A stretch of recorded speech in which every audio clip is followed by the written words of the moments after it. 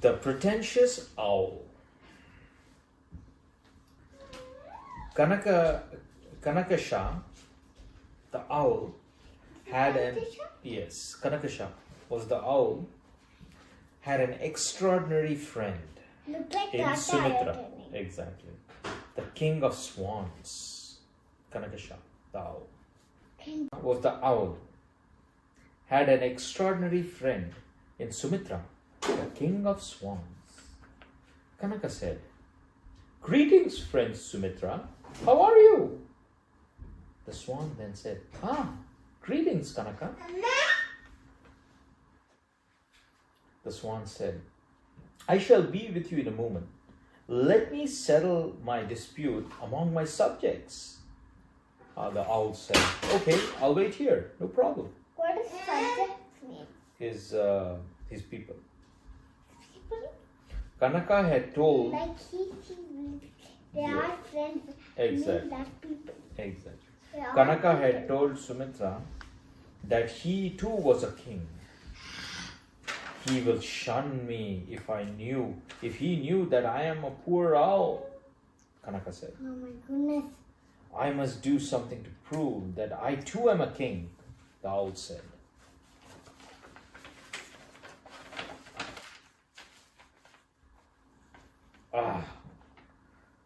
One day, the owl said, "The king is going to camp here.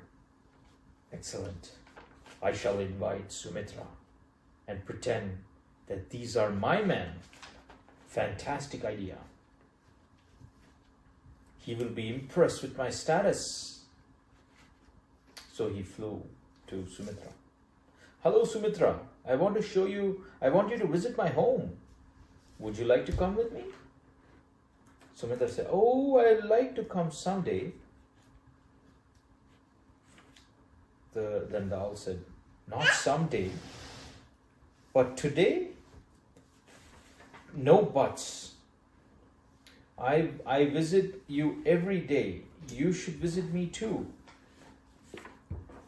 Then Sumitra said, "All right, I'll come tomorrow." Then Kanaka said, "No, today. If you value my friendship, you will come today." So Kanakasha prevailed upon Sumitra to visit his abode. Abode meaning his place. "This is my domain and all these are my men," Kanaka said, and he showed the large army that was there. And then the swan said, "Wow, magnificent." And then Sumitra, the swan, thought to himself, "He is lying, but I will not hurt his feelings." And then Kanaka said, "My men are totally loyal to me." Then the swan asked, "Good. Are they proceeding on a march?" Kanaka said, "No, they're not. But they are leaving." Kanaka said, "Not without any orders? How can they?" Why? I'll tell you why. Because the real king was there. The real king? No. This is the real king. I thought, what is this? That's just the army, king's army, right? Of this one? So the owl hooted and flew over. This are the small army, is that the big army? Exactly.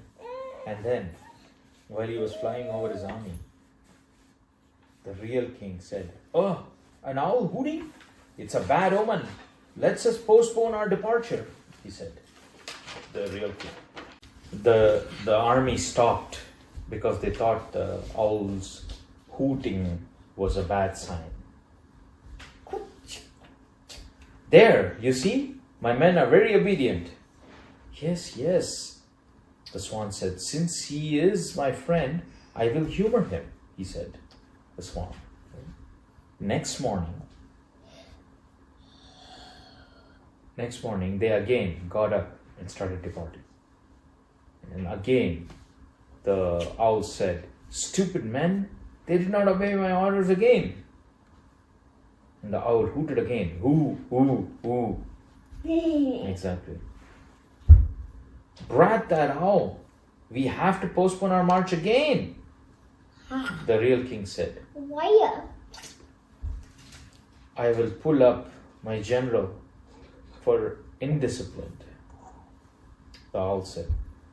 He's gone too far now, the crane said. Or rather the swan said. Again he hooted. Blast that owl, the king said.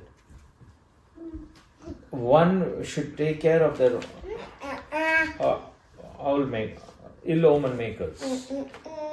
So then the king ordered to kill the owl.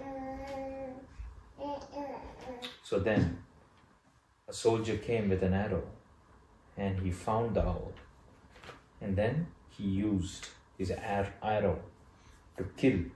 But when he was shooting the arrow, the owl ducked and the arrow hit the swan. And the swan died. That's when the owl said, "Oh my God, my stupidity has cost my friend's life. I'm very upset and very sad. It is my fault." The end of story.